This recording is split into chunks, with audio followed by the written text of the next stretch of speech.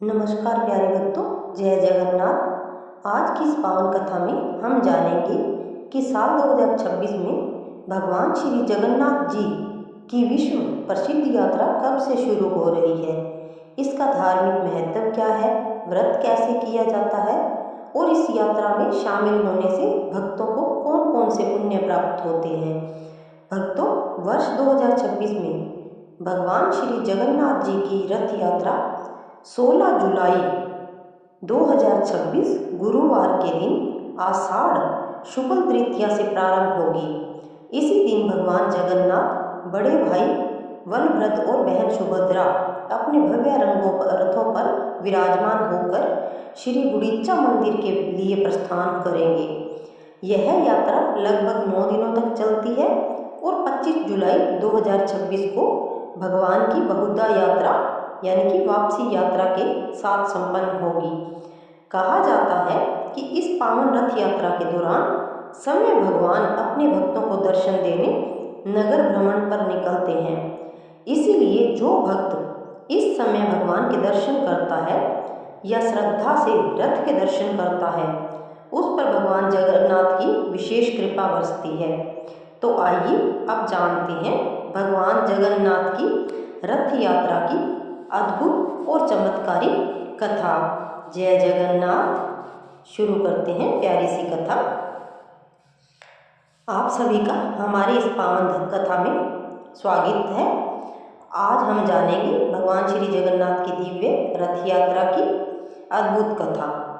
आइए कथा प्रारंभ करते हैं। बहुत समय पहले राजा इंद्रियोमन भगवान विष्णु के परम भक्त थे। उनके मन में इच्छा हुई कि वे भगवान के ऐसे स्वरूप के दर्शन करें जो समय पृथ्वी पर विराजमान हो। एक दिन उन्हें स्वप्न में भगवान विष्णु ने दर्शन देकर कहा, हे राजन, नीलांचल पर्वत पर मेरा दिव्य स्वरूप तुम्हारी प्रतीक्षा कर रहा है। राजा तुरंत उस स्थान की ओर खोज में निकल पड़े। अनेक कठिनाइयों के बाद वे समुद्र तट पर पहुंचे। वहां उन्हें एक दिव्य लकड़ी मिली जिसे समय भगवान का स्वरूप माना गया। तभी विश्वकर्मा जी युद्ध बढ़ई का व्रत बढ़ई का रूप धारण करके आए और बोले, मैं इन लकड़ियों से भगवान की मूर्ति बनाऊंगा, लेकिन मेरी एक शर्त है, जब तक मैं कार्य पूरा न कर लूं कोई भी दरवाजा नहीं खोलेगा। राजा ने शर्त मान ली। कई दिन बीत गए। रानी गुड़ीचा को चिंता होने लगी। उन्हें लगा कि कहीं वृद्ध बढ़ई को कुछ हो तो नहीं गया। राजा भी चिंतित हुए और उन्होंने दरवाजा खोल दिया। जैसे ही दरवाजा खुला, विश्वकर्मा जी अंतर्ध्यान हो गए। भगवान की मूर्तियां अधूरी थी, हाथ और पैर पूर्ण रूप से नहीं बने थे। राजा दुखी हो गए। तभी आकाशवाणी हुई, राजन, यही मेरा दिव्य स्वरूप है। कलयुग में मैं इसी रूप में पूजे जाने की इच्छा रखता हूँ। तभी से भगवान जगन्नाथ बड़े भाई बलभद्र और बहन सुभद्रा इसी स्वरूप में पूजे जाते हैं। अब प्रश्न आता है कि रथ यात्रा क्यों निकाली जाती है। मान्यता है कि वर्ष में एक बार भगवान जगन्नाथ अपनी बहन सुभद्रा और भाई बलभद्र के साथ अपनी मौसी के घर गुड़ीचा मंदिर जाते हैं। यही रथ यात्रा कहलाती है। तीनों भगवान अलग अलग विशाल रथों में विराजमान होकर लाखों भक्तों को दर्शन देते हैं। भगवान जगन्नाथ का रथ नंदी घोष, बलभद्र जी का ताल ध्वज और माता सुभद्रा का दर्पण कहलाता है। हजारों भक्त इन रथों की रस्सियां खींचते हैं। ऐसा माना जाता है कि जो श्रद्धा से रथ की रस्सी पकड़ता है उसके जीवन की बाधाएं दूर होती है। अब सुनते हैं एक कथा। एक बार एक अत्यंत गरीब भक्त था। उसके पास भगवान को चढ़ाने के लिए कुछ भी नहीं था, लेकिन उसने मन में निश्चय किया कि चाहे जैसे भी हो वह रथ यात्रा में जाएगा। वह कई दिनों तक पैदल चलता रहा। जब वह पुरी पहुंचा तो रथ यात्रा शुरू हो चुकी थी। भीड़ इतनी अधिक थी कि उसे भगवान के दर्शन नहीं हो पा रहे थे। वह रोते हुए बोला, प्रभु, मैं खाली हाथ आया हूँ, लेकिन मेरा हृदय आपके प्रेम से भरा है। उसी समय भीड़ अपने आप हटने लगी। रथ कुछ क्षणों के लिए वहीं रुक गया।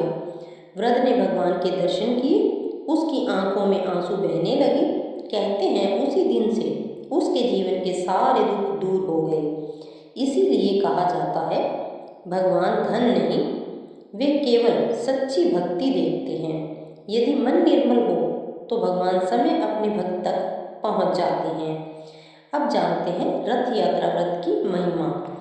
जो भक्त इस दिन प्रातः स्नान करके भगवान जगन्नाथ का ध्यान करता है, पीले या सफ़ेद पुष्प अर्पित करता है, तुलसी दल चढ़ाता है, ओम नमो भगवते वासुदेवाय या जय जगन्नाथ का जाप करता है, उसे भगवान की विशेष कृपा प्राप्त होती है। यदि हो तो इस दिन फलाहार करें, गरीबों को भोजन कराएं, गाय को चारा खिलाएं और भगवान के नाम का कीर्तन अवश्य करें।